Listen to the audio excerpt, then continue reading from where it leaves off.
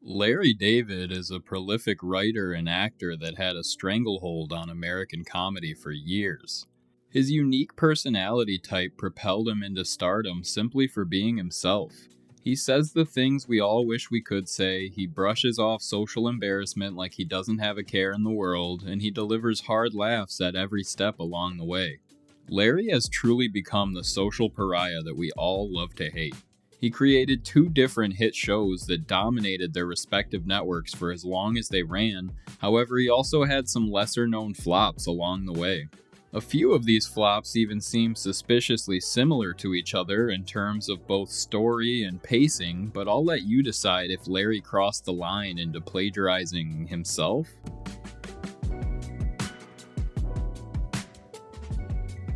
Larry David discovered he had a knack for making people laugh while he was pursuing a Bachelor of Arts degree at the University of Maryland in the late 60s. After graduating, he spent 5 years in the United States Army Reserve and paid off a psychiatrist to get him out of his final year. Seen by some as the first in many divisive decisions that would shape his character into a larger-than-life walking example of Schadenfreude. In the late 70s, he would dip his toe into the world of stand-up comedy, securing spots at clubs around New York and simply walking off stage if the crowd didn't get his jokes. In 1980, Larry received an opportunity to be a full-time writer and actor on ABC's sketch comedy variety show Fridays. He would appear in many skits over the course of the show's 2-year, 59-episode run, and is credited as writing on most of the episodes as well. While Fridays was canceled in 1982, its main competitor, Saturday Night Live, was recovering from a few poorly reviewed seasons, and their executive producer at the time, Dick Ebersol, offered every cast member of Fridays the opportunity to work for SNL instead. Larry was one of only 3 cast members that would take Dick up on his offer and became a full-time writer for the show's 1984 to 1985 season. Larry only managed to get 1 sketch on the air. He also appeared in exactly 1 sketch during his single-season stint. Larry once quit the show and then showed up to work 2 days later, pretending like nothing happened, which later served as the premise for an episode of his next great success, the creation of hit sitcom Seinfeld. One of the main characters, George Costanza, is largely based on Larry David. His inability to accept societal norms and convincing anger for everyday scenarios directly parallels Larry's real-life personality. Larry went on to be the lead writer for 7 seasons, all of which were very positively reviewed. He would make his departure from the show in 1996 and remained absent from the show's final 2 seasons, excluding the controversial series finale. Nowadays, it's widely regarded as one of the greatest comedy series of all time, and its 9 seasons are still some of the most streamed on any app. Larry had dealt with themes of success, envy, jealousy, and revenge in the past, so writing a screenplay focused entirely around these generally negative emotions was likely a breeze. He had never made a feature-length project before, and the finale of Seinfeld he had written was getting ready to air, so the script in question was a hot commodity among the Hollywood elite, and film executives were itching to get their hands on it. Castle Rock agreed to produce the motion picture, Columbia agreed to distribute it, and all plans were set in motion to make the next big comedy hit. When it came to casting, some big names were considered and even auditioned. Notably, Steve Martin was being courted to take part in this film. However, producers would eventually settle on lesser-known actors Steven Weber and Craig Bierko for the lead roles. Brian Van Hooker of news outlet Cracked had a chance to interview the duo 25 years after the film's initial release, and when asked about how he got the role, Steven Weber had this to say: "I don't know why they chose us. Maybe they did it because we were cheaper. Maybe it was less risky to have actors of less renown to tackle what was Larry's first film. I'm just guessing, but I like to think we embodied whatever it is he wanted to do, and I genuinely think his emphasis was on the material rather than the name value of it. I also have to believe we were good enough to do what Larry wanted." Whether the studio was just looking to save some money or they were the best guys for the job, Weber and Bierko both gave excellent performances throughout the film, even with Larry's lack of directorial experience. Weber speaks to this in the interview too, telling us that Larry was very open about it being his first time directing, and so he had people around him who felt free enough to give him suggestions. I often found that to be a pain in the ass. He had a vision, he obviously had a sophisticated comic sensibility, and while he may have been uncomfortable helming a film for the first time, he absolutely did have a point of view and knew what he wanted to do. Bierko also says his piece during this interview, regaling us with stories about Larry David shutting down the entire set just to look for one book that he had lost. He also shares his theory about the story development for the movie, stating that, I had this theory that this movie was a bunch of scenes that couldn't be in Seinfeld strung together. These two characters are sociopaths. I know my character had a bit of that Seinfeldian sociopathy. It was about making Larry laugh, making each other laugh, and making sure we got whatever the scene was. It was pretty hilarious. The film was given the title Sour Grapes, and primary development both began and finished in 1997. It was released on April 17th of 1998, and unfortunately it didn't resonate with audiences or reviewers. It currently sits at a pitiful 27% critic and 37% audience score on Rotten Tomatoes, and Roger Ebert claimed he can't easily remember a film he enjoyed less. These harsh and negative insights have led even Larry to criticize the film in interviews and by using it as a punchline for jokes on his television shows. The film saw an extremely limited release outside of theaters, and it is not widely available online. However, you can rent it for a fee from some of the popular platforms. It only made around $200,000 at the box office, although I couldn't find any indication of the budget used to create it, so it's possible this wasn't a major loss for the studio. The movie starts with a time-lapse style shot of some grapes rotting or going sour while we see the opening credits to let us know who's going to be in the movie. The opening scene takes place 20 years before the actual movie and shows cousins Richie and Evan at Richie's father's funeral. This scene is completely unnecessary, and I don't know how it made the final cut, but I guess it's meant to set up the fact that they've always been close friends too. They reveal Evan is a doctor, and we learn that he's giving his cousin Richie a physical or checkup. Richie soon pitches Evan on the idea of driving down to Atlantic City to do some gambling and other illicit activities. Both of their girlfriends, Joan and Roberta, decide it would be best to go as a group, and together they head to a casino. Richie and Evan gamble the night away, losing over $1,000 each, but having a good time doing so. As their budget dwindles, they decide to hit the slots with their last few quarters, and Evan encourages Richie to bet 3 quarters at a time instead of just 1. Richie spins the machine once or twice and realizes he only has 1 quarter left, so he asks to borrow 2 of them from Evan. Evan complies, even though this means he can't afford to spin again, and Richie's final spin just so happens to hit the jackpot. Richie jumps with joy as he realizes he's just won over $436,000 for his 75-cent wager. After getting his check from the floor manager, Richie immediately starts gloating and declaring all the insane ways he'll spend his new money. Evan stays silent, but he's noticeably frustrated that Richie isn't sharing in the congratulations. Evan and Joan go back to their hotel room where he reveals that he loaned the quarters to Richie and told him to use 3 quarters at a time in the first place, and that he feels entitled to at least half, if not 2/3 of the money. Joan tells Evan to just go talk to Richie, and Evan decides there's no better time than the present. He goes to Richie's room, and after an awkward moment, Richie presents him with a check for $1,000. $1,000, mind you, is the exact amount he had lost gambling that night, meaning he likely wouldn't even break even on coming on the trip.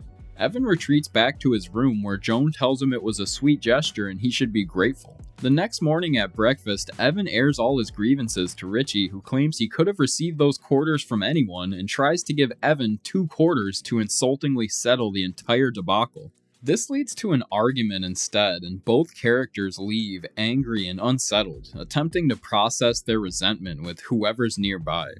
That's pretty much it in terms of the overarching story. The rest of the movie feels so much less developed or thought out than this initial bit, and none of it ties together as well as it does on paper. Either way, the next events unfold as follows. Richie is a total jerk to everyone, he quits his job in a weirdly long scene, he offers Evan an offensive 3% of the money, which is about 13 grand. Evan decides to do a little revenge prank by telling Richie he is going to die from a brain tumor and that he's only got 3 months to live. Lawsuit waiting to happen there if you ask me, and maybe a criminal charge too? Speaking of criminal charges, Richie pays a homeless guy to break into his mom's house to scare her into having a heart attack and dying for the sole reason that he thinks she can't handle losing him. It works, but she lives and heads to the hospital, after which the homeless guy and his cohorts take over the house and destroy it. I found this premise absolutely impossible to buy, and it's another example of strange padding that shouldn't have made it off the cutting room floor. Evan tells Richie that he wasn't even terminally ill in the first place, and people start to figure out what Richie did. Both characters' personal relationships spiral as they grapple with what the right thing to do is. Richie's mom needs a special surgery to survive, and Evan is the only person that can do it apparently. He successfully performs the surgery and tells Richie he owes him $218,107 for the service, which is precisely half the jackpot that Richie had won. He forks over the money, but this guy I forgot to mention attacks Evan and the money gets thrown over the balcony, right into the lap of the homeless guy from before. Richie's mom gets home from the hospital and sees her house is destroyed by the homeless guys, has another heart attack, and actually dies this time. The landlord of the house tells Richie he owes $212,000 for the damages since he was on the lease, and he resigns to paying out the rest of his jackpot money. The homeless guy buys the house that he himself had destroyed with his newfound money. Evan needs to borrow some money for the parking meter, and Richie reluctantly hands him 2 proverbial quarters. And that's it. End of the movie. For me, it has some sharp dialogue, great jokes, and some highly questionable decisions too. If you're a fan of all things Larry David, you owe it to yourself to watch this one, as it's chock full of his mannerisms and his quirks. The whole thing screams Larry, and I don't know how else to say it. Larry himself once said that writing a feature-length film was much, much harder than writing an episode of television, and I think this quote shines through during this entire film. If this idea had surfaced as a 20-minute episode of television, it likely would have been packed with memorable moments and quick story turns.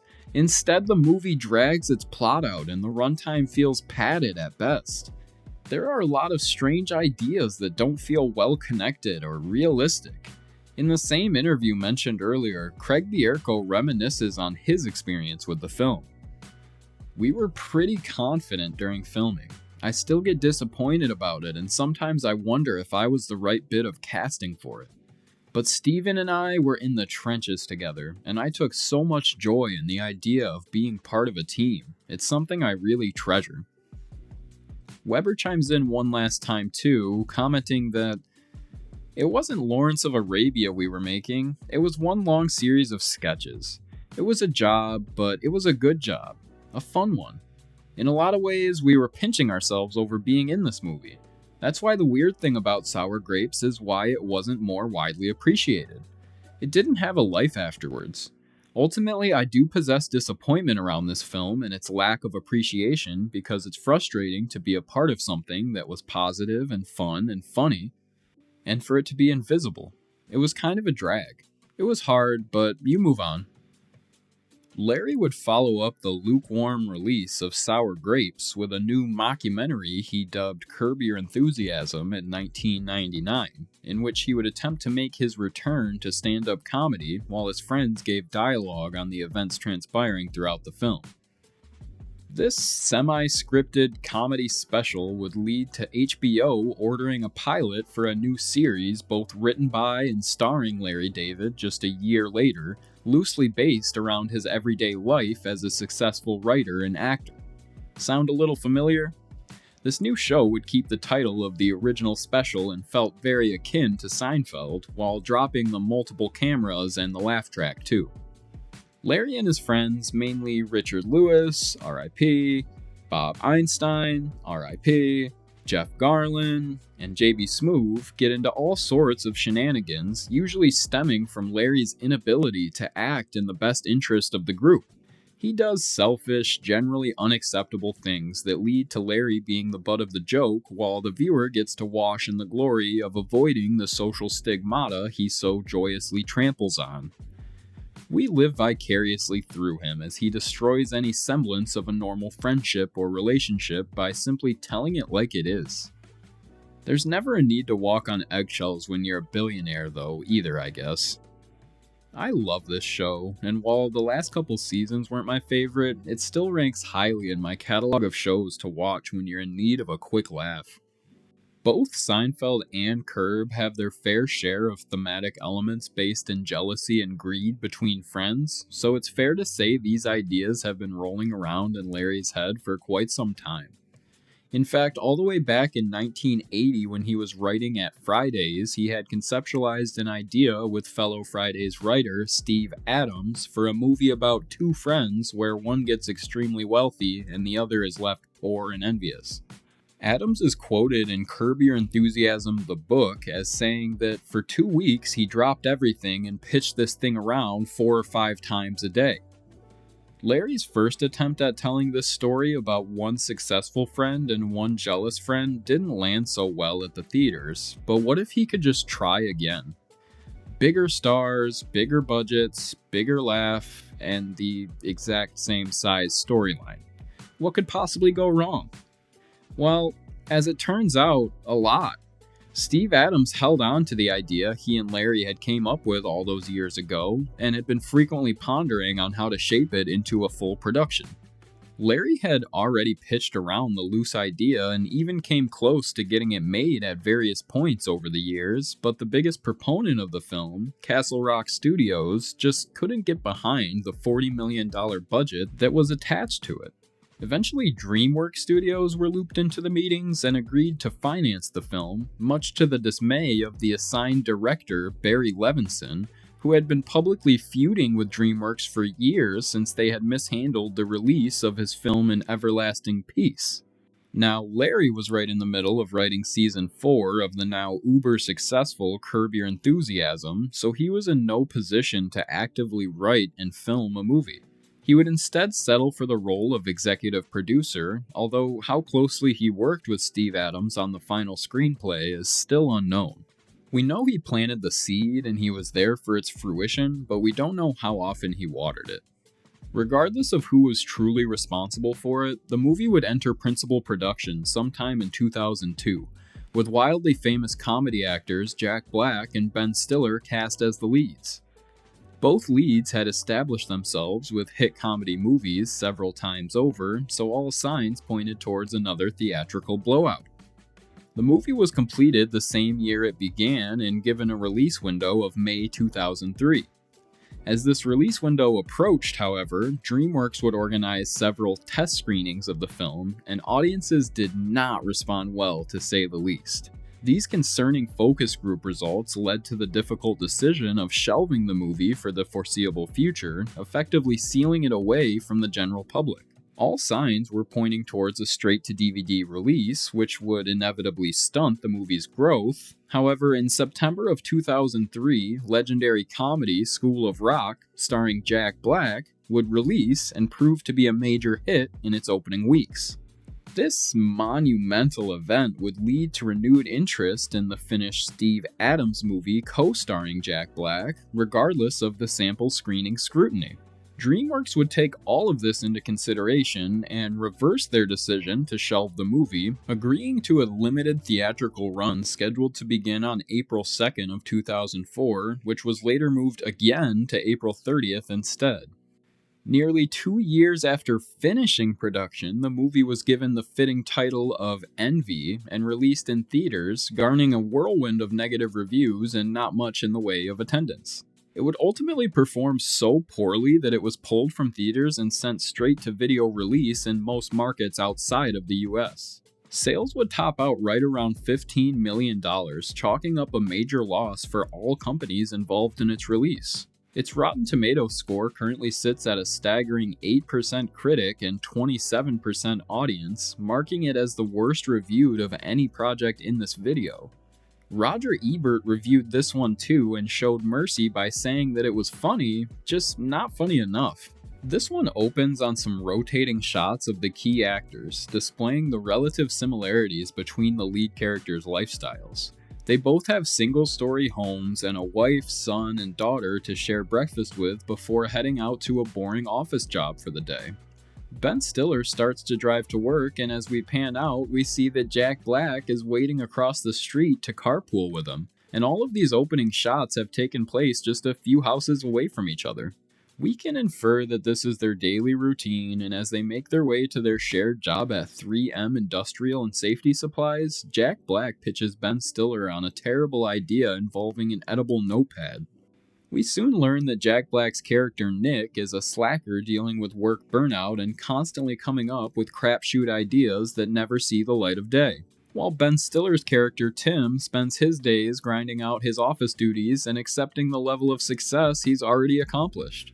These two best friends spend both their work and personal time together, and they love every minute of it. The next great idea Nick comes up with, this time presented on the way home from work, is an aerosol spray can that can somehow entirely disintegrate dog poop. There's no logical reason for this or scientific example of something like this happening, but Nick is fully committed to it, to the point that he calls Tim at home later to tell him the ingenious name he's decided on. Vaporize. Do you get it? It's like vaporize, but with poo in the middle. Some real highbrow writing there, folks. Tim is skeptical of this idea just like each that had come before, believing that Nick lacks the technical know-how and commitment to bring any of his ideas to fruition. Nick begins running experiments with a coworker in hopes of turning his insane idea into a reality. Everyone around Nick encourages him to follow his dreams, while Tim repeatedly tells him it's impossible. The plot's true intentions begin to take shape as Dmitriyov, the coworker running the initial experiments with Nick, requests an investment of $4,000 in order to continue their theories. Nick is quick to offer Tim an opportunity to own half of the hypothetical company for just $2,000, or half of the money that Dmitriyov needs. Tim can't help but to trust his instincts, and even as his wife chimes in, sharing with everyone that they have about that much in their savings account, he proclaims that shit doesn't just disappear. It has to go somewhere, and putting real money into this idea is a bad plan for anyone, including Nick. Tim advises he cuts ties with the entire situation. Shortly thereafter, Tim wakes up to loud noises, and when he goes outside to investigate, he finds Nick and Dmitriyov testing their newest, and possibly first, I'm not really sure at this point, batch of prototype Vaporize, and much to everyone's astonishment, it vanishes before their very eyes. Tim looks on in disappointment, and envy, as he realizes that Nick is about to become the successful one in their lives, and that he missed out on an incredible investment by not believing in his best friend. It's worth noting that we are once again about a quarter of the way through the movie, with the overall story being almost completely revealed, and frankly it doesn't have much more to offer us beyond wacky, half-baked ideas. And yet, away we go. We hard cut to 18 months later, where Nick and Tim's family are having dinner together in what we can only assume is Nick's new mansion, also implied by an infomercial playing that shows Vaporize has become commercialized. They're surrounded by butlers, ornamental adornments, and lavishly curated interior architecture and furniture, showcasing Nick's new wealth. The first indicator that a caste divide is now in effect, though, is that Tim's son plays a literal garbage lid as a percussion instrument, while Nick's son displays his impressive new piano skills on their beautiful grand set during a random talent performance. It's time for dessert, and everyone begins shouting about how excited they are to have flan, some weird baked custard thing. They even ridicule Tim and his family for never having tried it. This scene really stuck with me when I was younger and became my go-to example of whether or not someone was rich. Are you a big fan of flan? Oh, you must be super rich then. Resentment is brewing in Tim's home over his refusal to invest in the now multi-million-dollar idea that Nick had. A beautiful white horse approaches Tim's house at breakfast, and it's revealed to us that instead of buying a new property, Nick has demolished their entire cul-de-sac to make room for his new mega mansion, leaving only Tim's place as a glaring reminder of what used to be. This scenario casts a literal and figurative shadow over Tim and his family, and while they are constantly being bombarded with gifts, their resentment towards both each other and Nick only grows. Tim's wife can't bear to look at him or the gigantic home looming over them and takes the kids to stay with her sister for a while. Tim's focus is dropped at work, and this leads to a difficult conversation in which he gets extremely upset about his personal struggles and screams at his boss, being fired immediately. He heads to a local bar to drink away the stress when Christopher Walken shows up dressed as a crazy-looking homeless person and calling himself the J-Man. J-Man commends Tim for speaking his mind and convinces him to be vulnerable and open up to telling the entire story that led him here. They swap hardships, and Tim has one too many drinks before realizing that a swimming pool installation he arranged is happening right now. And now that he's lost his job, he can no longer afford a pool, so he calls a cab home to cancel the entire thing, but he's too late and they're already digging the hole. Tim gets even drunker in his isolated and lonely state and begins to stumble around Nick's giant property. He finds an archery rack and haphazardly fires an arrow into the night, accidentally striking Nick's white mare, Corky. When Tim finds Corky, she's already collapsed, and in an effort to stop Nick from seeing the heartless slaying, he dumps her body into the hole they dug for his pool just that afternoon and stays up all night filling it back in with dirt. He awakens to find the J-Man standing in his room. Apparently he thought it would be appropriate to steal Tim's car from the bar and return it to him. Tim chooses to confide in J-Man, spilling all the details on the tragic accident that had befallen him the night before. But just as he does, his wife and kids arrive to see the site of the new pool, only for it to be mysteriously filled in. Tim explains his way out of everything and starts brainstorming on what to do about the dead horse. He meets with J-Man and they concoct a plan to get Tim's family out of the house so that J-Man can dig up the horse and move it somewhere else in the middle of the night. Tim heads over to J-Man's cabin in the woods to get his family out of the house, and eventually he's woken up by a random guy in the middle of the night who turns out to be a messenger for J-Man and tells him to come home quickly. Tim sneaks out and goes home to find the horse suspended in the air and J-Man all out of ideas. Together, they put it on top of Tim's van and attempt to find a secure place to dump it, but at some point they realize it has fallen off and they cannot track it down. Mission accomplished, I guess. Everyone heads home, and then Nick offers Tim a role as partners in the company, claiming he just wants to be equals again after all the negative energy between them has been developing.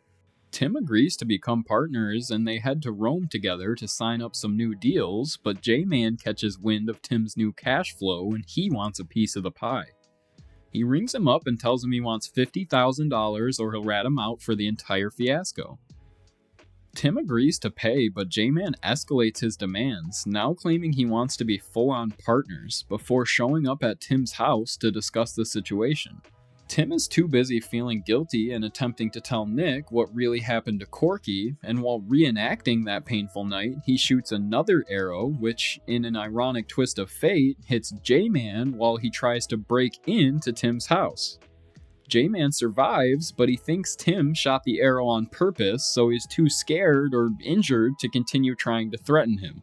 They part ways, and Tim comes to terms with the fact that he needs to be honest with Nick or their partnership will never work.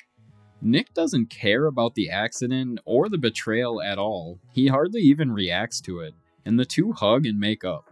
People are starting to wonder where all the poop goes when it gets vaporized, and this controversy boils to a head when Corky's body is found floating down the river and an autopsy is performed. The autopsy shows that Corky didn't die from Tim's target arrow after all, but instead from consuming apples from the tree in Tim's yard, which after daily use had begun absorbing the toxic vaporize ingredients. The EPA bans vaporize, and Nick is deflated to his former net worth as lawsuits are opened and assets are sold off. Tim has an epiphany and the duo begins selling Pocket Flan, a portable tube of the caramelized dessert, matching the success of vaporize and making them both richer than their wildest dreams.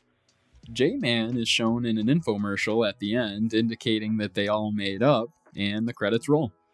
I was way more familiar with Envy than I was with Sour Grapes, and I'm sorry to say that this rewatch did not hold up to my ever so fond memories of it. The jokes are largely scatological and fully uninspired, the soundtrack relies almost entirely on one song, and the plot is neither cohesive or engaging. The acting, while star-studded, falls flat with a restrictive script and in-your-face metaphors that are all too often beating a dead horse. Christopher Walken steals every scene he's in, but even he couldn't save this doomed screenplay. I remember seeing one of those early spectators comment that this movie was just one long poop joke with no real point, and I'm having a hard time refuting that opinion. It's a decent watch the first time you ever see it, but I wouldn't recommend repeat viewings to my worst enemy. There's a fair bit of Davidian humor in here, but it seems the script wound up mostly out of his hands as it lacks the quick jokes or witty dialogue that served as nearly the only redeeming factor of the last movie. Larry was so unhappy with the finished product that he requested to have his name removed from both the promotional materials and the credits as well. Envy was widely mocked by the general public and critics alike, and Ben Stiller was actually nominated for a Razzie denoting the worst actor of the year for his performance in it, ultimately losing, or winning, depending on how you look at it, to George Bush in Fahrenheit 9/11. The nomination speaks volumes about the overall production more so than it does Stiller himself, as this was the only one of 5 comedies he starred in that year that would not accomplish great success.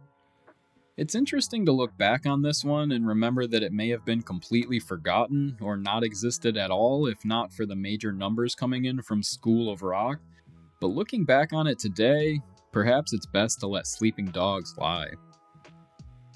Nearly a decade would pass before we would hear word of another Larry David feature film, and in the meantime he stayed busy perfecting his hit series Curb Your Enthusiasm, exaggerating his pessimistic persona season after season. He'd also make appearances in both Hannah Montana and Entourage, playing an annoyed version of himself in each case, an impatient restaurant patron in the former, and a struggling client of Ari Gould in the latter. His real-life daughters appear alongside him in Hannah Montana and reportedly pushed him to call in favors to secure their cameos. The Entourage bit would come as a surprise to many, however Larry's close ties with the network responsible for it, HBO, likely explains the connection.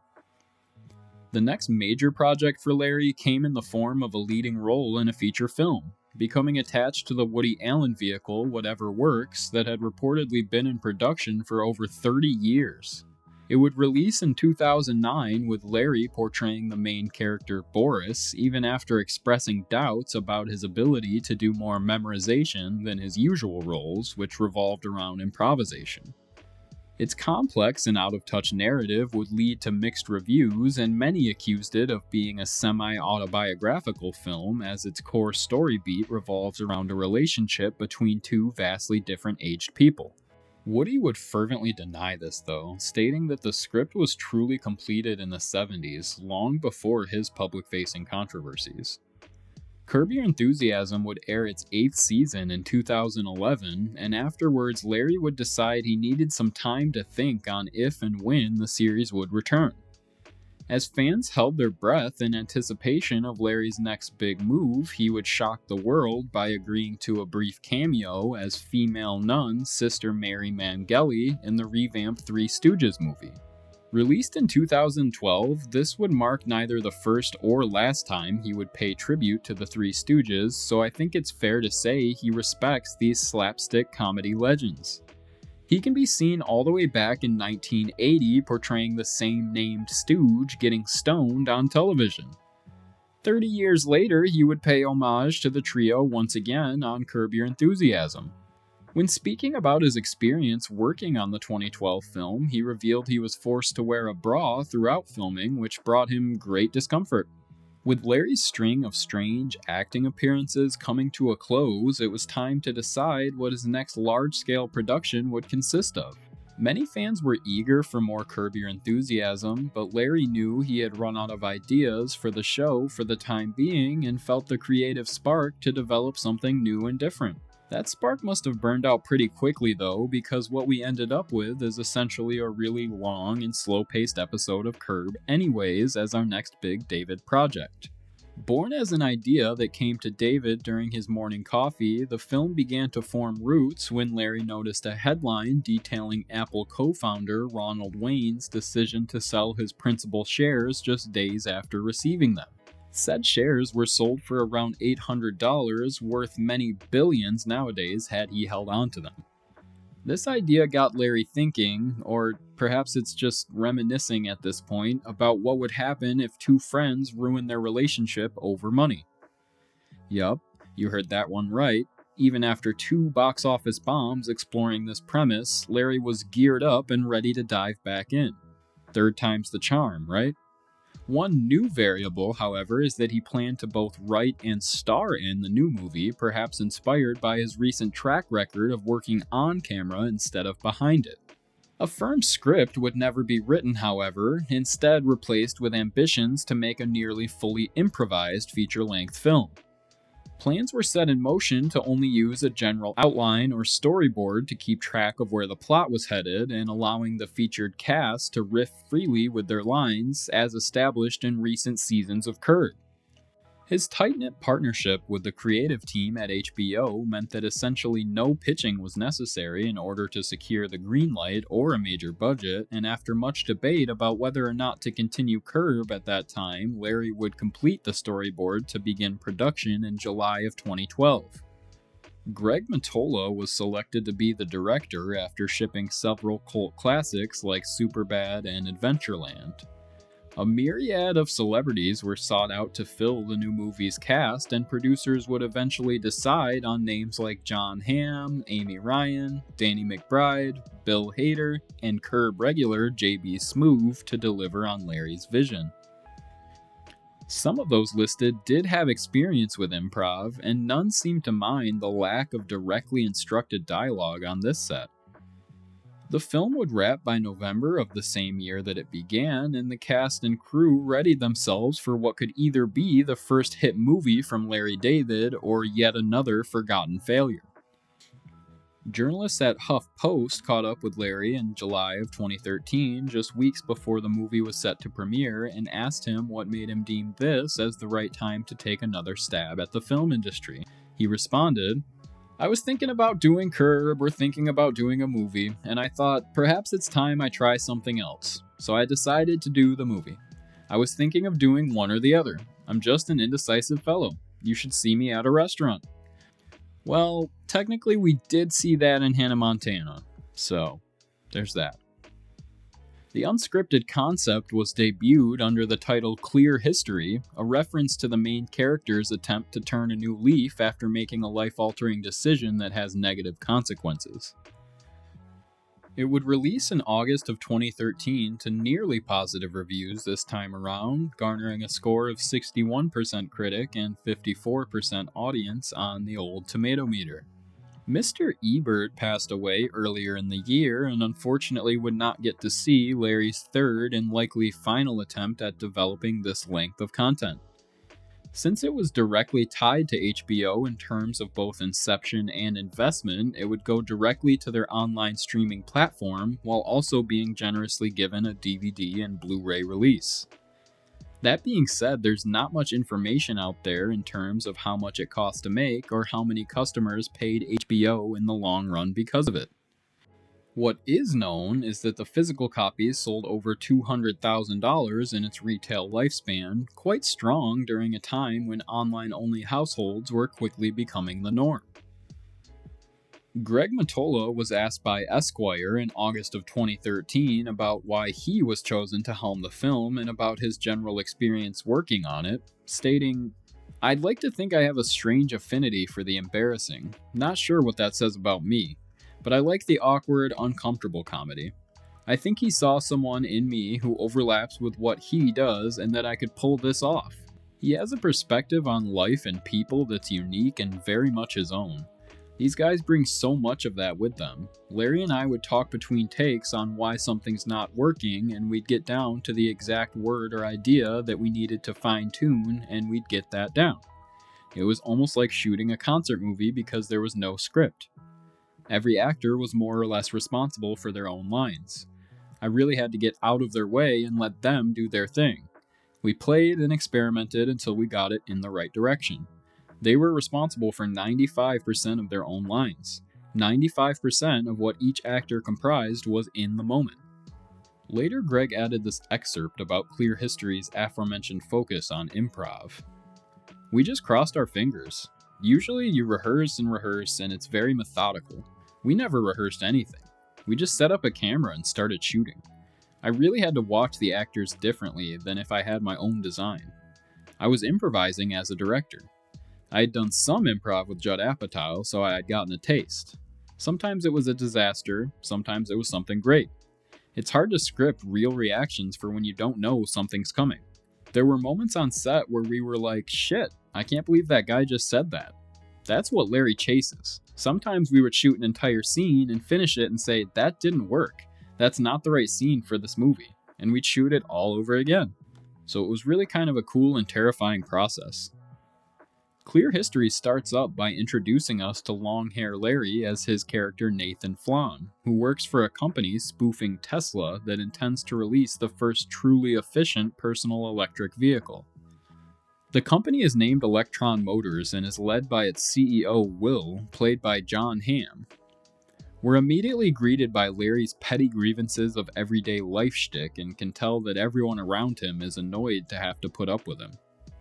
Our protagonist takes issue with the fact that as their communal creation nears its launch, Will unveils that it will be named the Howard after his son. Nathan thinks that this traditional first name simply will not sell, and it should be named something else entirely, like Duncan for example. He also thinks there should be a flap or tube within the vehicle that allows you to pee while driving. Nathan and Will argue until both realize that their creative differences will see no end, and Nathan agrees to giving up his 10% stake in the company in exchange for an amicable exit from the company. It's not discussed whether he received anything more than market value for the shares, yet he happily leaves right before the public launch of the vehicle. At dinner that night, his wife and friends agree that big things are in store for the company and that Nathan should return to the job to grovel for the opportunity to be a part of it. He does just that, but Will sees right through his facade and calls his apology a fake front lacking any sincerity. Nathan owns up to this fact and they bicker before Will tells Nathan that his time at the company is truly over. The Howard launches and fulfills all of its promises, taking over the entire American car market. Nathan goes through a series of poor job interviews and realizes that all this stress is taking a toll on his beautiful head of hair. He goes to get some coffee and a news report informs the entire lobby of his terrible mistake, which flusters him into a TMZ-style shouting match. Reports to follow include the fact that post-launch his shares would have been worth around $1 billion. Here we are again, entire plot done with a lot of runtime and just a few zany antics left to show with no real significance. We fast forward 10 years and Larry, or Nathan rather, has skipped town to live on Martha's Vineyard and reinvented himself as Raleigh, a carefree, small-town guy with a big heart and a knack for helping others while annoying them in the process. Raleigh is shown to have a tight-knit group of friends on the island, coming together to throw him a surprise birthday party where we meet Amy Ryan as Wendy, Raleigh's on-again, off-again love interest for the movie. Some locals reveal to us that a mansion is being built on the island, and soon after, Raleigh sees the man responsible for developing it, Electron Motors CEO, and his arch-nemesis, Will. Raleigh attempts to confront Will at the new property site, but Will doesn't recognize him and just assumes he's one of the movers he hired. They walk away without any real conversation being had, but a few nights later, Will is a surprise guest at the weekly poker game Raleigh attends. Very quickly, the topic of the investor who walked away from $1 billion at Will's company comes up, and the whole table, except for Raleigh, starts making fun of whatever idiot would be dumb enough to do that. Raleigh gets upset and leaves, telling Danny McBride all about his former identity's struggles and his plans to once again run away from the life that he's built. While plotting his escape, Raleigh tunes into a film adaptation of Ayn Rand's The Fountainhead, the ending of which inspires within him a new plan: revenge, in the form of blowing up Will's fancy new house in an attempt to get him to leave the island instead of Raleigh. Raleigh and his right-hand man enlist the help of local demolitions expert Joe Stumpo to brainstorm on how they could realistically blow up an entire property. Joe is already resentful of Will for seizing his family's land in order to build the mansion and eventually agrees to help them. Raleigh calls in some favors to land a new construction job at the Blue Herring site, which is what they've named Will's lofty new development, in order to gain some insider knowledge on how to blow it up. After sharing this information with his conspirators, they decide they need to invest in a detonator so they can stage the explosion to look like a furnace malfunction, and they meet up with local arms dealer Tibor. Raleigh starts flirting with Will's wife and begins to actually believe he could steal her away and marry her and then later divorce her, taking a quarter of Will's money as a slightly less criminal form of revenge. A private investigator shows up and briefs Will on the fact that he has searched far and wide for Nathan Flom and turned up nothing, all while Larry/Nathan/Raleigh water skis through the background. Apparently, Will has been looking to make things right for quite some time, but has been completely unable to find his disgraced best friend. Raleigh totally blows his chance at swooning Will's wife when they both refuse to back up from a head-to-head confrontation on a single-lane road. He tries to kiss her and she freaks out, screaming that he's insane while he backpedals and says he was just trying to get a smudge off her face. Our villainous group goes back to the original plan of blowing up the house, aiming for the day of a big concert, before a local newspaper reveals to all the townspeople that the Raleigh they know and love is actually notorious near-billionaire Nathan Flom. Will sees the press and finds Raleigh at the concert to tell him his 10 years of guilt and resentment were all for naught and then he could have the shares back that he walked away from originally, the entire 10% of the now massive company. Raleigh gleams with joy before realizing the plans to demolish Will's new mansion are still in effect and rushes to the site in an effort to stop them. He gets there just in time to see the entire thing blow up alongside a bus full of sick children it turns out Will was building the house as a refuge for. We cut to 3 years later where we see the entire gang getting out of prison for their arsonist activities. Raleigh's long hair and beard are back in action, coming in various shades of white this time, prompting Danny McBride to tell him that if he chooses a new name, it should be wizard-related. He shaves up once again and goes right back to his newfound life as Raleigh on the island. There's no real conclusion as far as Will and Nathan's friendship goes. We can assume Will didn't give him the shares, and we learn that Will had cancer that is now in remission, likely the motive for building the hospitable mansion in the first place. Not a very satisfying ending on this one, to be honest. They could have at least had one more conversation between Will and Raleigh. This was my third time watching this one, and while it charmed the hell out of me on my first viewing, this time around I just couldn't shake the feeling that it was one long extended episode of Curb. Larry is so quick to shed his fun new alter ego as a long-haired, bearded version of himself that we barely get to know Nathan and instead just get more Larry David antics that feel straight out of the TV show. I mean, JB Smoove is even here and he's Larry's right-hand man on the show. The short-lived but long-haired bit may have had something to do with Larry's ongoing wardrobe malfunctions, as he once commented that the wig felt like 1,000 insects crawling on top of him. While Clear History looked to innovate with its affinity for improvisation, it wound up being the most traditional movie out of the bunch, and actually feels like it fills the mold set by the Farrelly brothers. There are times when the improv leads to down-to-earth and hilarious moments, but there are also times when a clearly directed script would have improved the flow of certain scenes. Mottola said Larry was the worst offender on set when it came to cracking, constantly ruining takes by laughing too hard at shared jokes and missed lines among the cast. It does truly feel like they could have done a little refining and rewriting and turned this premise into Curb Your Enthusiasm the movie, or even just a season arc, and it likely would have fared better than it ended up doing. This is easily still my favorite of the bunch though, and I actually went out of my way to show it to a few people that I know enjoy David's trademark brand of pessimistic humor.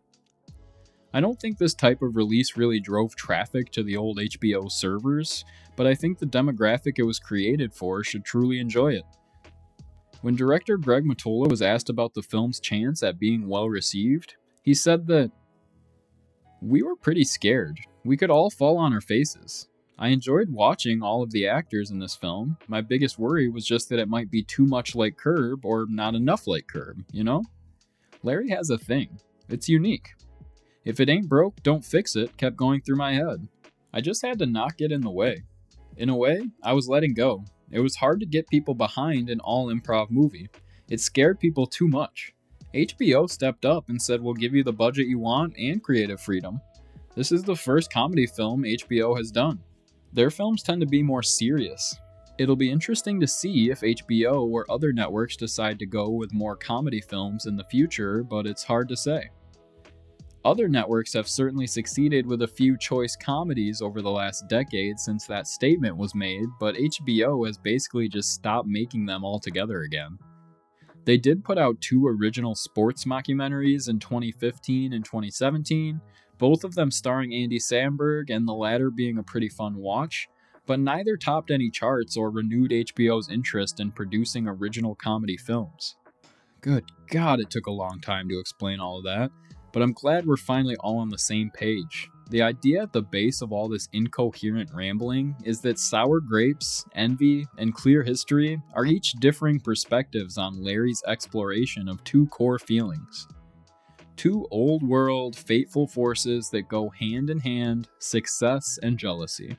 A medical study I found on envy caused by social media has a great general description of envy, stating that envy can be defined as a complex emotion that encompasses a mixture of unpleasant and painful feelings such as inferiority, hostility, and bitterness, and arises as a contrasive reaction to an unflattering social comparison, i.e., the targets are perceived as advantageous or superior, and the comparators feel unable to narrow the gap between themselves and the target. As a result of such comparison, people feel they lack the superior quality, performance, or possessions of another. Indeed, envy is a real devil of an emotion, and as we've seen, it has a tendency to burn everything in its path without ever accomplishing the peace it subconsciously aims to restore. Larry has no trouble exploring these darker parts of his mental space, but turning them into lighthearted hits has proved to be a bit of a challenge. He was once quoted as saying that the social barriers in life are so intense and horrific that every encounter is just fraught with so many problems and dread. It seems even the social assassin himself is filled with existential anxiety in his everyday life. You'd think after 3 attempts exploring the phenomenon, Larry would have cracked the code on envy and given us a meaningful experience, yet instead we're left with 3 shallow films with no real point, or at least no defined one in sight. While we see examples of what could have been with sharp jokes and relatable lines being plentiful in each release, they ultimately fall flat with little in the way of narrative structure or meaningful plot to write home about. The first 2 followed direct scripts while the third let the actors breathe, and yet none of them managed to capture the core feeling David was trying to convey. What is envy actually saying about envy after all? What is it teaching us about the emotion? The more I pontificate on it, the more I believe that all 3 movies lack any poignancy among the slew of lowbrow humor. Larry clearly feels more at home speaking his mind and letting the expletives fly than following a word-for-word script and being locked into one train of thought. When Laura Prudhomme of HuffPost asked Larry about the stark similarities and experiential differences between Sour Grapes and Clear History, he had this to say. First of all, I wasn't in Sour Grapes. We had a much better director for Clear History than we did for Sour Grapes, and this movie was more like a Curb experience in that we were improvising it, and I didn't have to worry about directing it. I could just act in it. Sour Grapes was scripted. Clear History was entirely improvised. It was a 35-page treatment that outlined the scenes and what was going to happen in them, but no dialogue. That's true, of course. He wasn't on screen during Envy either, but none of this solves the question of why someone would bother to make the same damn movie 3 times in a row. I mean, seriously, are these 3 movies not similar enough that he could have refined the idea over the years into one cohesive storyline?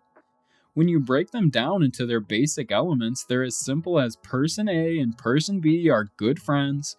Person A gets a lot of money, and Person B feels they should have gotten some of that money. Person B builds resentment and forms a revenge plot against Person A that leads to some funny things happening. Person A and Person B experience something meaningful that leads them to realize that they shouldn't have let the money change them. This is literally the boiled down version of all 3 movies. How did a premise this simple get pitched and bought 3 separate times, and how is Larry so obsessed with money and this idea that he was behind it each and every time? Sour Grapes and Envy are both pretty hollow explorations of subdued stories, and while Clear History improves on the overall formula, it still amounts to little more than one simple idea being drawn out and infused with various subplots. The elevator pitch for these 3 movies is awfully short and truly identical. I don't know how no one brought this up while they were in development. Call it circumstantial if you will, but it seems to me that this idea, first beaming into Larry's head almost 50 years ago, didn't need to be made 3 times, and may not have even needed to be made once. He has had several successful mediums with which he could have explored this concept, and in a way he already has, as there are moments in both of his TV shows that you could relate to each of the movies.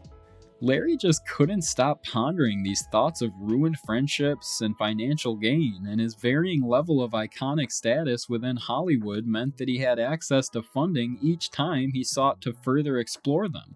I don't believe he actually crossed a line as far as copying his own work goes, but surely he could have done more to draw distinctions between these 3 scarily similar plots. It's not every day you're given the chance to make a real studio movie. Why squander that chance looking to rectify your past mistakes? I think once was enough, and Larry should have chalked Sour Grapes up as a misfire, moving on to more interesting screenplays that weren't so petty in nature. There are grandiose moments, sure, but more than anything, these 3 movies just feel like more complaints from the king of complaints himself, shot through a different lens. The random antics occurring in each movie, likely stemming from their short and drawn-out main plots, only serve to detract from any sense of maintaining a grounded story. Larry would go on to be the first requested guest on Jerry Seinfeld's Netflix interview show Comedians in Cars Getting Coffee, and we were given a small glance into what it's like to spend a little time with the real-life Larry David. The results were truly shocking, showing that while Larry is slightly less exaggerated in his everyday life, he shares all the same grievances as his big and small screen counterparts, complaining about whatever he can think of and committing every social faux pas known to man in the process. Curb would air its 12th and final season in 2024, cementing Larry's legacy in the comedy world. The entire cast and crew would express gratefulness towards Larry for involving them in the project, and Richard Lewis would lovingly comment that Larry always treated him like a god, both on and off the set. Richard Lewis sadly passed very shortly after production wrapped on Curb, and Larry would give this heartwarming statement in remembrance of him. Richard and I were born 3 days apart in the same hospital, and for most of my life he's been like a brother to me. He had this rare combination of being the funniest person and also the sweetest. But today, he made me sob, and for that, I'll never forgive him. Truly no limit on when Larry can offer a chuckle. Even in his darkest times, he's still putting a smile on other people's faces. Larry has commented in the past that he won't continue playing a heightened version of himself in movies and television, telling Willie Geist in 2024 that You know, I'm kind of old. Let's not beat around the bush. I'm too old to really be on camera every single week now to act the way I do on this show. How can I continue to act like that? It's insane. I'm not going into my 80s acting like that. I'm doing this character, Larry, who is really me, but a me who can't be in society because I'd be arrested or beaten up every day. Here I have the license to be who I really am, which is that guy. Everything the character Larry David is saying, I'm thinking. The more years I've been on the show, the more I'm pushing it. We may not have seen the end of Larry's reign over comedy television after all, though, as Curb director Jeff Schaffer later shared that they were still sharing an office and coming up with crazy ideas every day. I guess you never know when one of those ideas might come to life and turn into a great new television show, or perhaps even a modern fourth version of this cursed screenplay. So that's it. That's the point of this video, that the only 3 movies Larry David ever made, spanning 15 years and likely costing upwards of $100 million in total to create, all revolve around the exact same general premise. It's frowned upon in retrospect, but it's not illegal or even morally wrong, and no one seemed to mind in the end. I think we'd be lucky to see a risky comedy akin to any of these made today, and I think any Larry David fans would get a kick out of each of these releases, although I suppose in some sense, if you've seen one, you've seen them all. Wrapping things up, Larry was once asked about how successful he thought he would be compared to how successful he ended up, and he said that, "I loved comedians. I loved watching them, but I mean, I didn't think I was capable of doing anything. The fact that this has happened to me is miraculous. I can't even believe it." Thank you so much for watching. Tell a friend, and have a good day.